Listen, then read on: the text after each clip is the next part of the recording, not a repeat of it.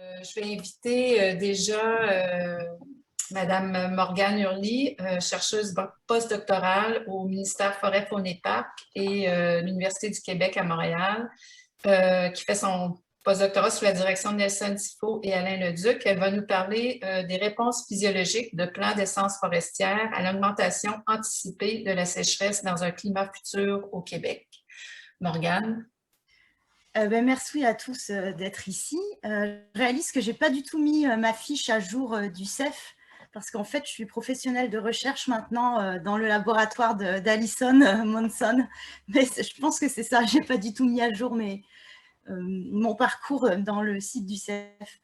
Et effectivement, je m'intéresse aux événements de dépérissement des forêts suite à des événements de sécheresse extrême.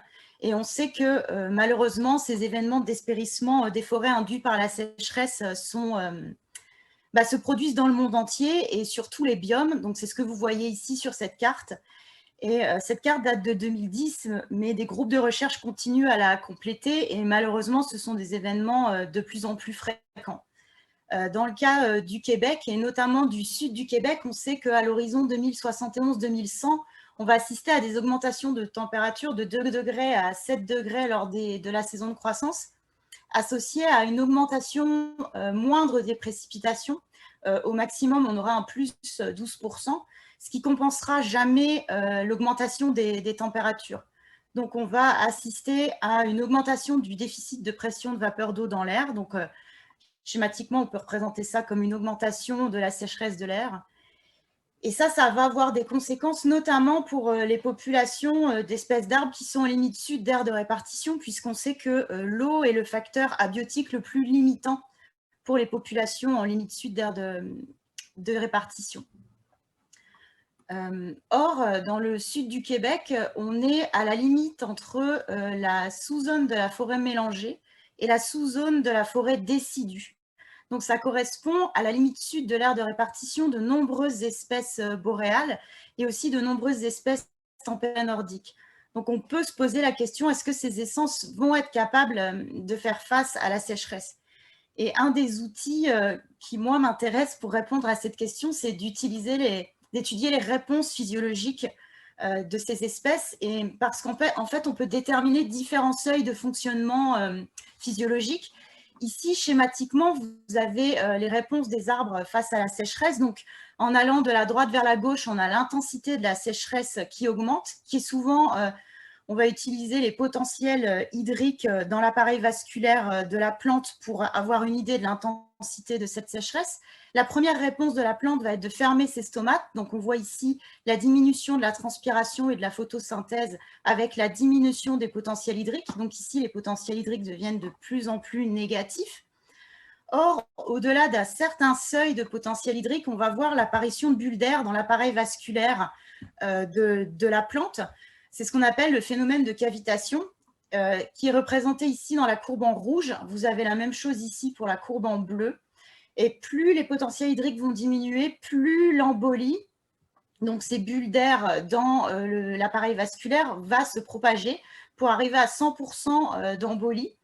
Et donc, on parle d'une perte de conductance hydraulique puisque le transport de l'eau n'est plus efficace au sein de l'appareil vasculaire. Et on sait que si les potentiels hydriques diminuent encore, on va assister à la mortalité des plants. Pourquoi j'insiste autant sur ce phénomène de cavitation? Eh bien, parce qu'on sait, en fait, ça a déjà été montré qu'il y a un lien évident entre résistance à la cavitation et mortalité des arbres. Et notamment chez les résineux, on sait que le potentiel hydrique qui induit 50% d'embolie est lié au potentiel qui mène la mort des plants. Donc, on sait que 50% d'embolie chez les résineux, c'est un seuil de fonctionnement qui est très important puisqu'il va mener à la mort de l'arbre. Donc, dans ce contexte, il est nécessaire d'étudier la survie des essences boréales et tempérées nordiques dans des conditions qui vont leur devenir défavorables et aussi d'étudier leur réponse physiologique à ces mêmes conditions défavorables. Donc, c'est ce qu'on a fait pour 3 essences, donc le pain blanc, l'épinette blanche et l'épinette noire, durant une saison de croissance sous 4 conditions climatiques différentes. Donc, c'est des conditions climatiques qu'on a simulées en serre. On a considéré des conditions climatiques de l'Outaouais, puisqu'en Outaouais, on a ces 3 espèces qui sont co-occurrentes. Et également, on a eu en 2012 une sécheresse qui a provoqué la mortalité, une partie de la mortalité du couvert des forêts en Outaouais.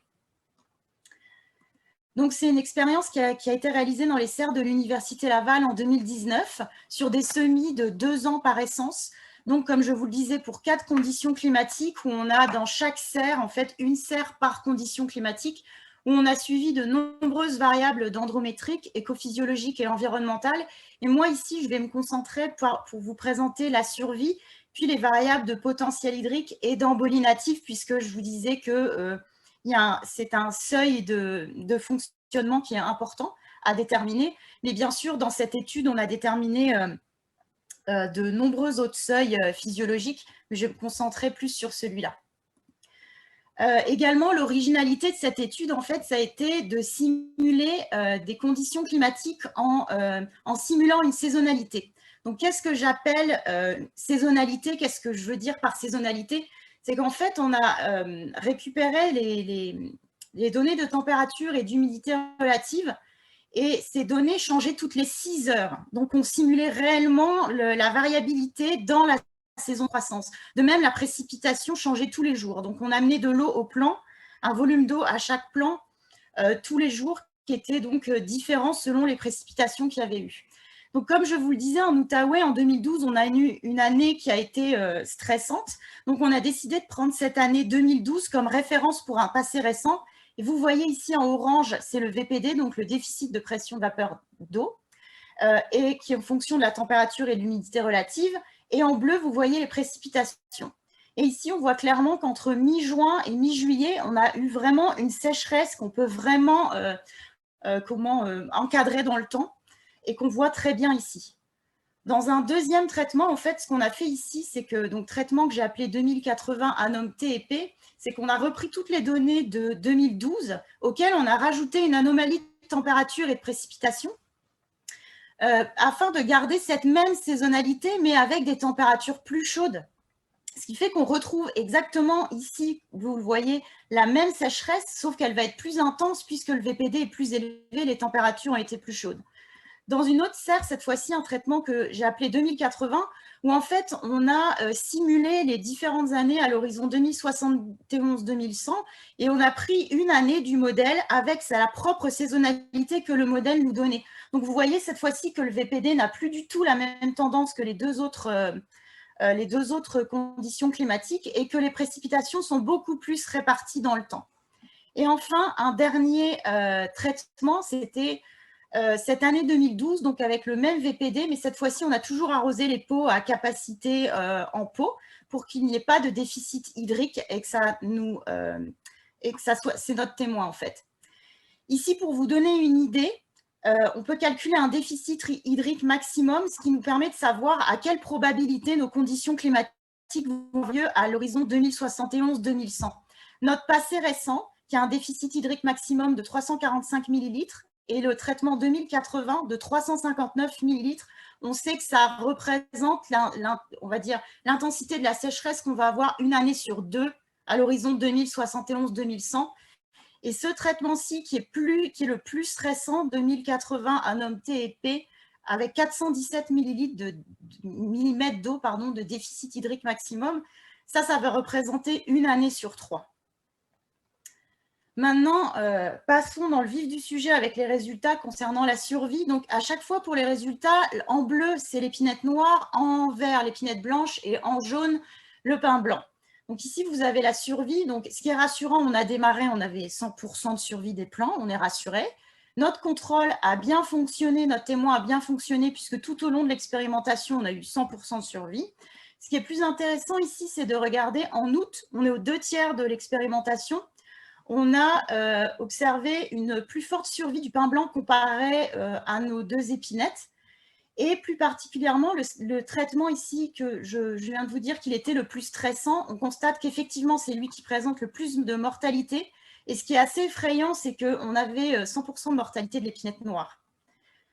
Et à la fin de l'expérimentation, on constate qu'on est, on a des taux de mortalité qui sont très élevés, avec supérieurs à 75%, et avec l'épinette noire qui a vraiment du mal à survivre, et puis avec des taux de mortalité vraiment très importants pour le traitement le plus stressant. Maintenant, en termes d'écophysiologie, je voulais vous présenter les potentiels de midi. Donc, les potentiels de midi qui sont, donc, comme leur nom l'indique, mesurés à midi quand les conditions lors de la journée en question sont les plus stressantes. Notre témoin, on n'a pas de tendance au cours. Donc, on est rassuré, il n'y a pas eu a priori de stress hydrique et on est aux alentours de moins 1 mégapascal.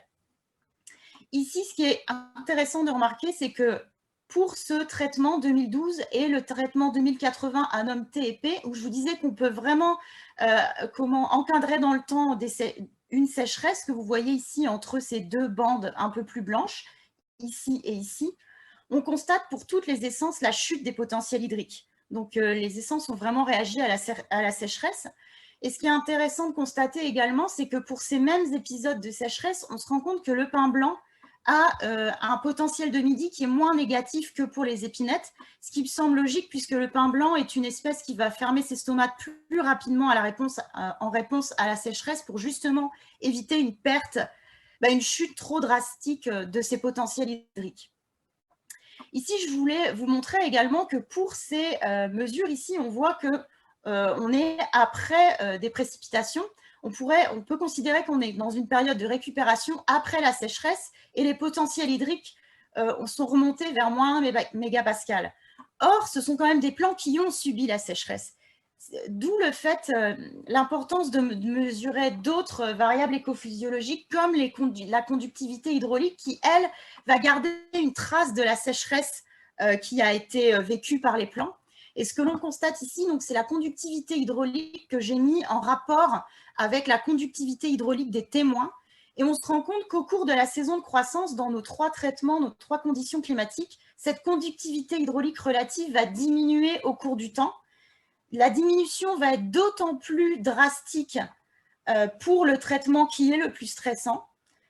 Les 3 espèces, on voit bien que cette conductivité hydraulique diminue pour les 3 espèces. Et ce qui est très intéressant ici de voir, c'est qu'à la fin de la saison de croissance, la conductivité hydraulique est égale ou inférieure à 50% de celle des témoins. Et rappelez-vous, je vous avais dit que 50% d'embolie, c'est un seuil qui mène à la mortalité des plants. Donc, on a ces résultats-là qui concordent très bien avec nos résultats de survie, et notamment ici pour le traitement qui est le plus stressant, où on voit qu'on est vraiment bien inférieur à 50%, et c'est le traitement où on avait les taux de mortalité les plus élevés. Donc, ça peut être vraiment un outil pour surveiller la vulnérabilité des espèces à la sécheresse.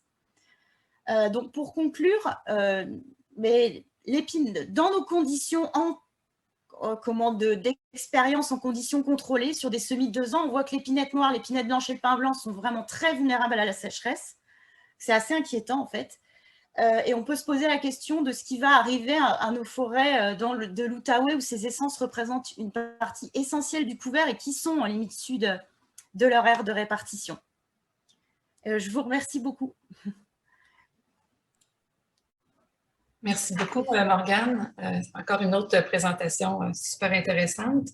Bon, donc, j'inviterais, j'ai pas vu de questions dans le chat, mais j'aimerais savoir, est-ce qu'il y a des questions? Est-ce que je regarde s'il y a des mains levées?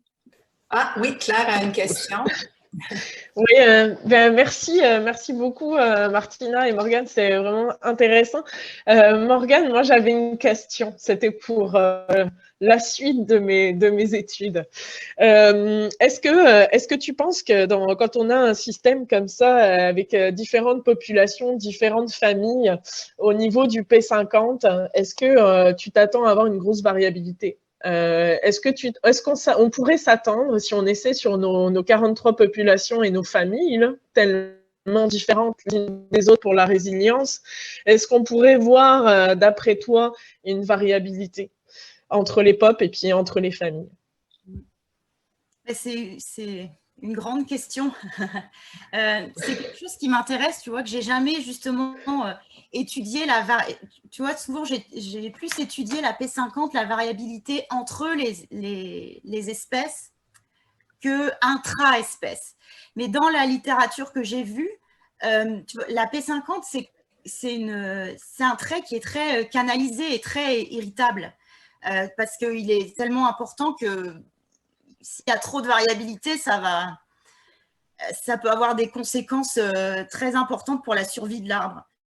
Par contre, ce que j'ai vu, c'est que, par exemple, dans mon souvenir, hein, sur le pin, il n'y avait pas une si grande, je pense que c'était le pin maritime, il n'y avait pas une si grande variabilité entre les populations.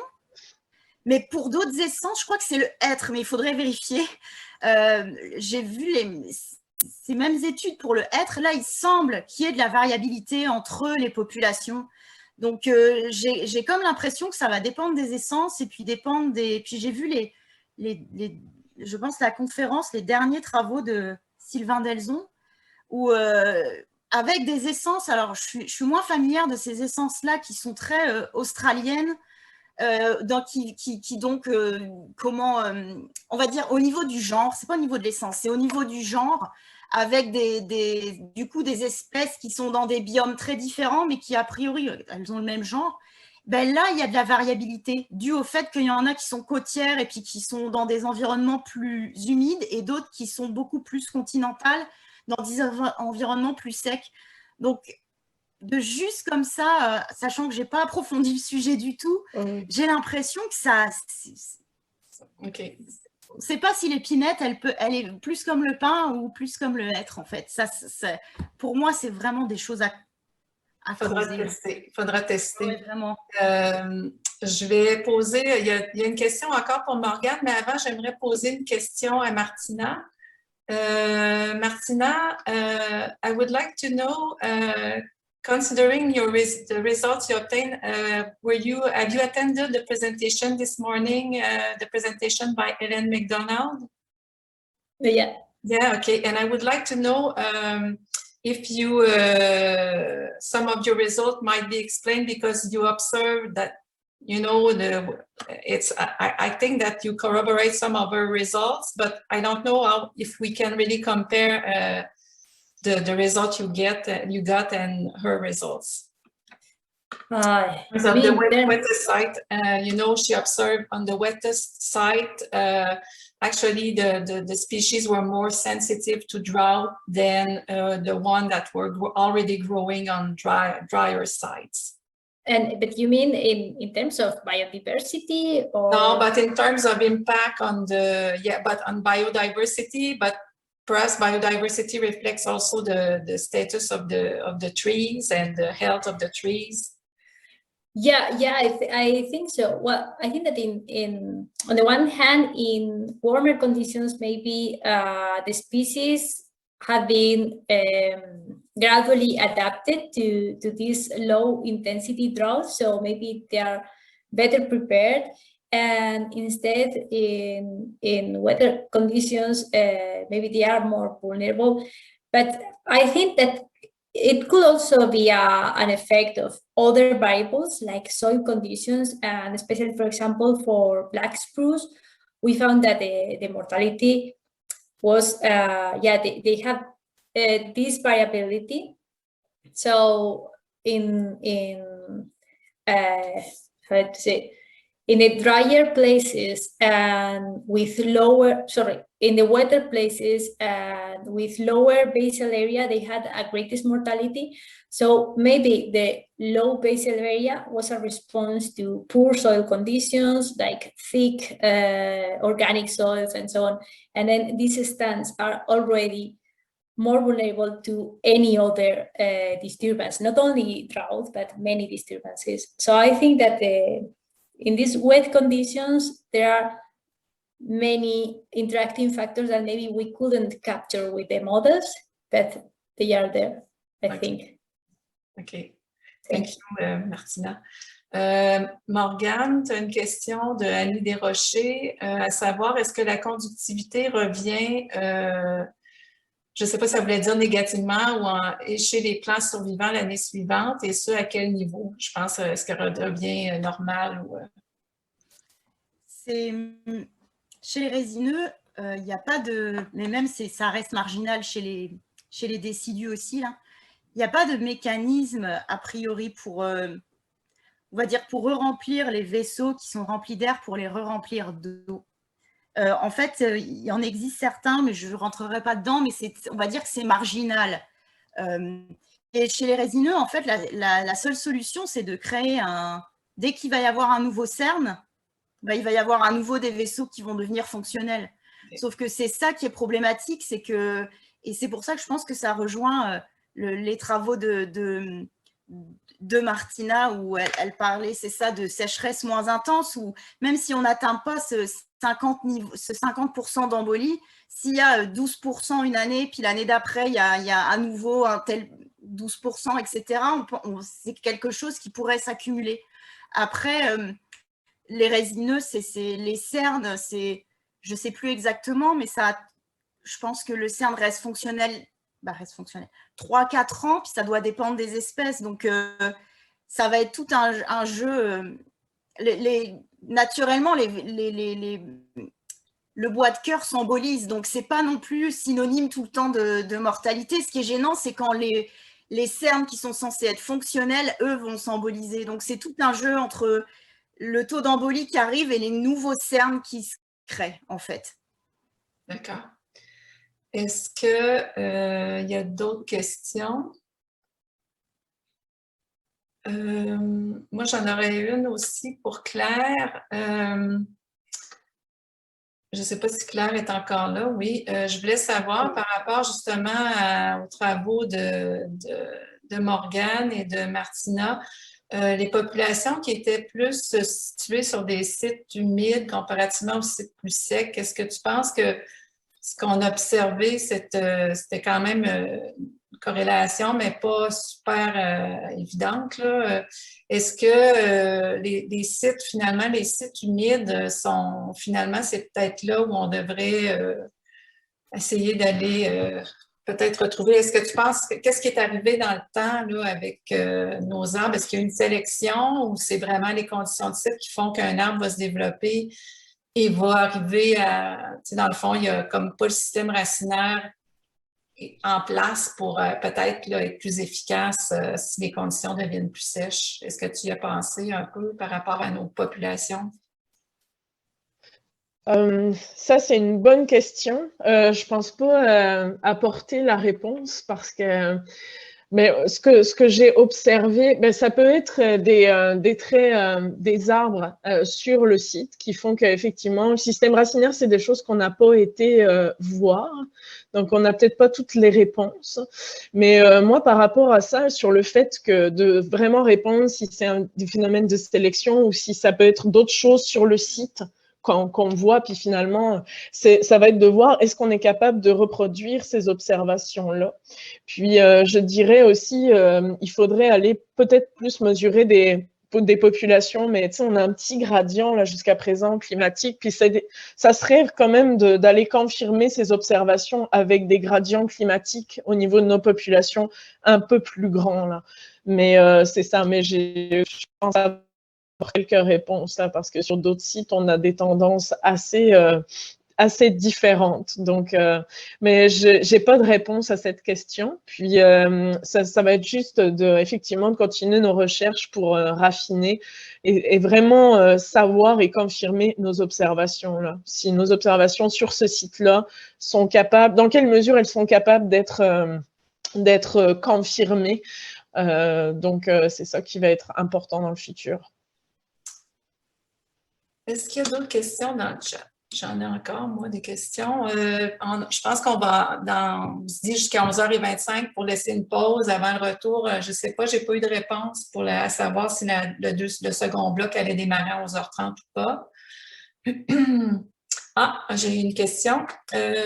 Morgane, est-ce que tes conclusions sur le taux de survie changeraient en fonction de l'âge ou du stade de l'arbre? Est-ce que, par exemple, un arbre qui est jeune est plus sensible au stress hydrique qu'un arbre plus âgé? Ou qu'un semis?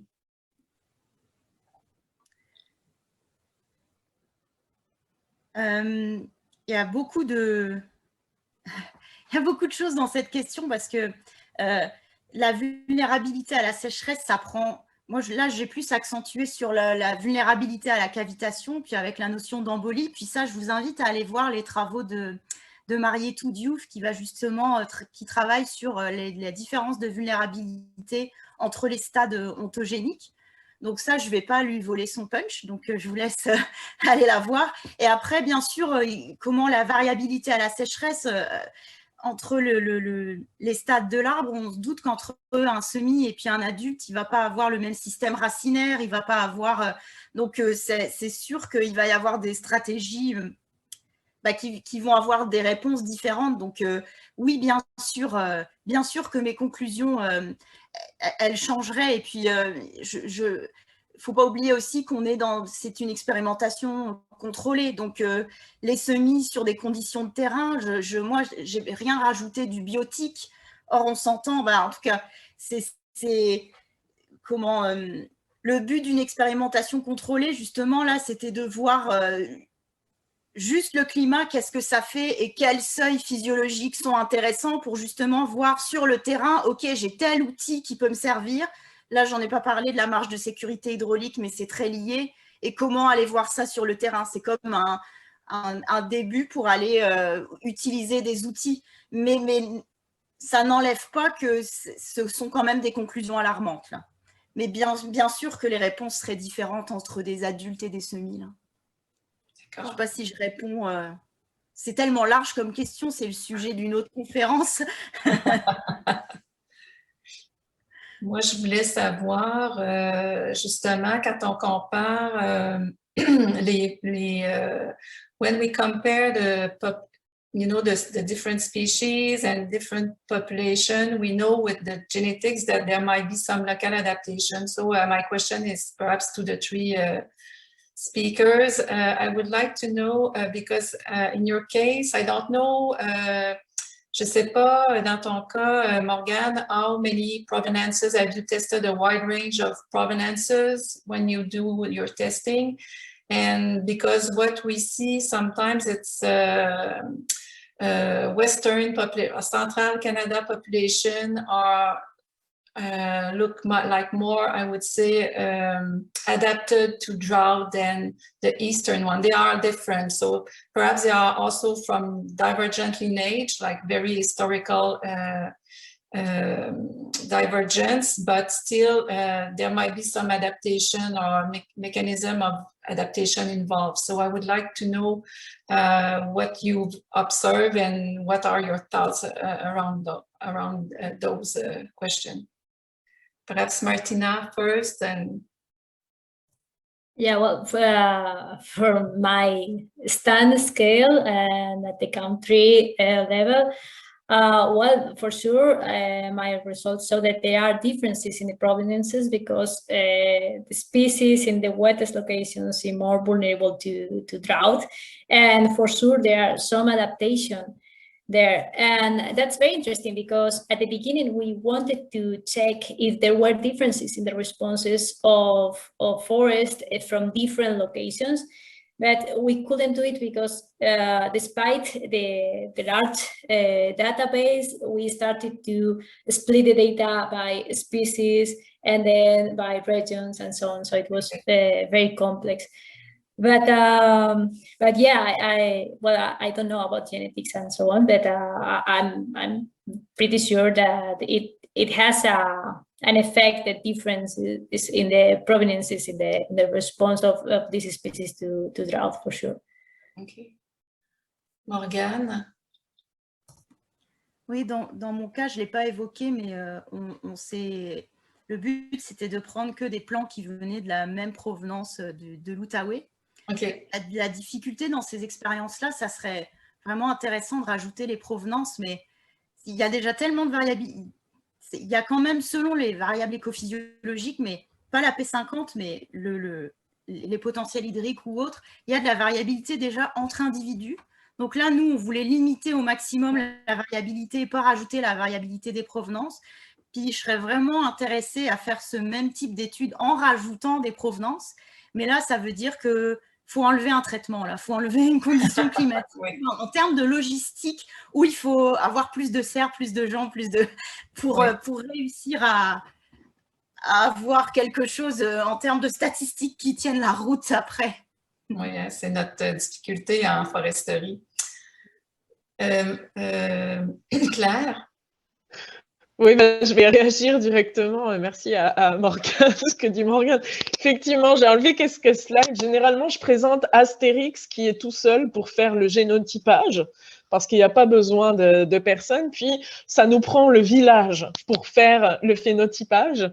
Et ça, c'est tout à fait vrai. Donc, il faudra faire des choix. Mais je pense que ce que dit Nathalie, c'est très pertinent dans le fond, parce que on s'aperçoit que, là, j'ai pas tout démontré, mais quand tu évalues l'héritabilité, tu regardes quoi? Tu regardes la variance, donc la variabilité que tu peux avoir au sein de tes familles, dans le fond, versus ce que tu peux avoir, la variabilité que tu as entre tes populations. Puis ce qu'on s'aperçoit, c'est que même si tu considères une population, la variabilité que tu peux trouver entre les familles, elle est faramineuse. Donc ça nous indique qu'on pourrait quand même, si tu te bases sur plusieurs paramètres, ça nous indique toujours la possibilité de sélectionner des arbres, parce qu'on en a de la différence au sein même d'une origine géographique. Donc, c'est peut-être des choses que maintenant, comme tu as fait la caractérisation, puis tu sais, l'intensité du stress, c'est toujours un petit peu là, tu sais, de savoir quand est-ce que mon arbre va mourir. Mais une fois que tu as fait ça, c'est effectivement d'aller un petit peu plus loin puis de regarder quelle variabilité génétique tu peux avoir, parce qu'on peut l'exploiter, cette variabilité génétique-là. C'est quand même, c'est beaucoup de travail. Faut avoir le village, faut le réquisitionner, mais une fois qu'on l'a, on peut faire des très, très belles études. Oui, je voulais encore vous remercier toutes les trois de vos excellentes présentations. C'est vraiment intéressant. Donc, j'invite les gens aussi à participer au deuxième bloc. Puis j'aimerais encore remercier, j'aimerais que vous ouvriez vos caméras puis qu'on puisse applaudir nos trois conférencières de ce matin. Merci. Merci à vous trois. C'est vraiment dommage de ne pas vous voir en personne, mais c'était excellent. C'est que je vous remercie. Puis, on va probablement se recroiser à quelque part sur le fameux Gather. Merci.